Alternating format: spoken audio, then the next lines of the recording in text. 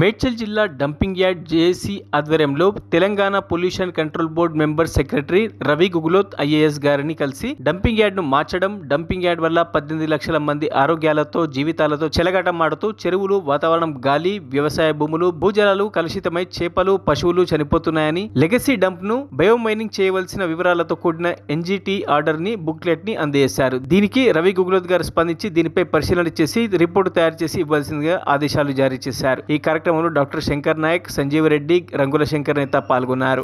ఆ పార్టీ ఆ ఆర్డర్ను తుంగలో దొక్కుంటూ దాదాపు మేడ్చల్ జిల్లాలోని 18 లక్షల మంది ప్రాణాలతో, జీవితాలతో చెలగాటమాడుతుంది.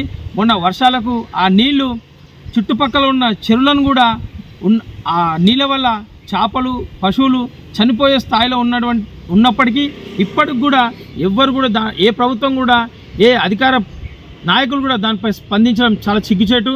దానిలో భాగంగానే జేఏసీ ఆధ్వర్యంలో మేము జేఏసీ శంకర్ నారాయణ మరియు కోఆర్డినేటర్ అందరం కలిసి ఎమ్మెల్యేకు మరియు డిఐజీకి మరియు ఎంపీకి, మరి ఎంపీ ఈటల రాజేంద్రన్నకు మరియు కమిషనర్ గారికి మరియు చిట్టచివరిసారిగా మన హైడ్రా కమిషనర్ అయినటువంటి రంగనాథ్ సార్ గారు ఈ national green tribunal court order booklet ఇవ్వడం జరిగింది.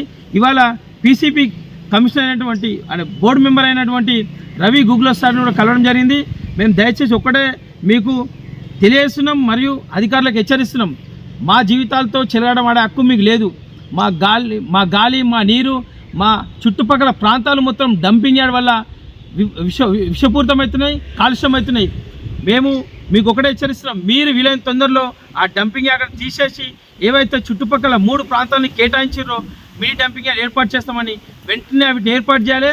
మా దగ్గర చెత్తను లేకుండా అక్కడ చెత్తను తీయాలని చేసి, అదే రామ్కీ సంస్థ మరియు జిహెచ్ఎంసీ ఏవైతే మా ప్రజల ప్రాణాలతో చెలగాటమాడుతుందో వారికి హెచ్చరిస్తూ, ఏదైతే 2022లో లెగసీ బయోమైనింగ్ని ప్రారంభించి 2024 డిసెంబర్ వరకు అక్కడ ఉన్న చెత్తను మొత్తం తీసేసి అక్కడ మొత్తము ప్లేయింగ్ గ్రౌండ్లా చేసి ఇక్కడ ల్యాండ్ను అప్పచెప్తామని చెప్పేసి ఇప్పటి వరకు ఆ ప్రక్రియని ప్రారంభించకుండా ఇంకా సిటీలో ఉన్న నలుమూల నుంచి చెత్తను తెచ్చి మా డంపింగ్ యార్డ్ జవహర్నగర్లో వేసి మా ప్రజల ప్రాణాలతో చెలగాటపడింది. కాబట్టి మేము అందరు అధికారులకు, అధికార పార్టీలకు ఈ వెంటనే డంపింగ్ యార్డ్పై స్పందించాలని చెప్పేసి తెలియడం జరిగింది.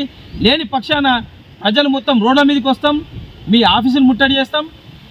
వీలైన తొందరలోనే ఇక్కడ చుట్టుపక్కల డంపింగ్ యార్డ్ చెత్త పనులు రాకుండా ఆపుతామని చెప్పేసి అందరు అధికారులకు తెలియడం జరిగింది.